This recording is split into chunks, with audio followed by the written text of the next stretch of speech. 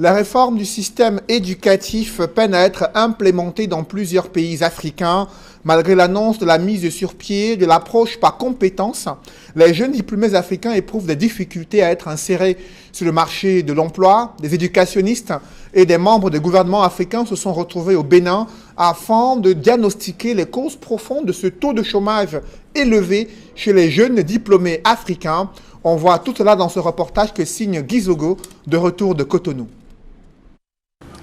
Après Yaoundé l'année dernière, Cotonou au Bénin accueille la deuxième édition de la conférence internationale sur l'innovation pédagogique et le développement professionnel. Ce colloque, qui est un colloque international, non seulement réveille encore le débat sur l'approche par compétences, mais permettra, j'en suis sûr, de pouvoir rectifier beaucoup de choses.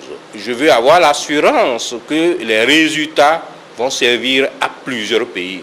Cette conférence internationale sur l'innovation pédagogique initiée par l'Association internationale pour le développement pédagogique vise donc à montrer l'impact aujourd'hui dans l'innovation pédagogique du numérique et des bénéfices qui peuvent être tirés sur le continent africain. L'APC est écrit dans les documents du primaire, de la maternelle, mais malheureusement sur le terrain, il y a encore du mal à être implanté, ce qui fait en sorte que le système continue encore à former les chômeurs au lieu de former les personnes plus créatives, plus autonomes.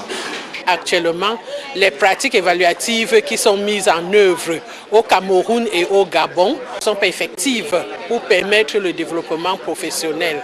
Les espoirs sont donc nombreux pour que toute l'Afrique bénéficie désormais de ces innovations pédagogiques qui forcément rapporteront plus tard au continent africain. De l'enseignant au 21e siècle est complètement différent de ce qu'on voyait au 20e siècle. Ça change, c'est beaucoup plus en innovation. Donc les enseignants doivent beaucoup être plus proactifs et continuellement se remettre en question.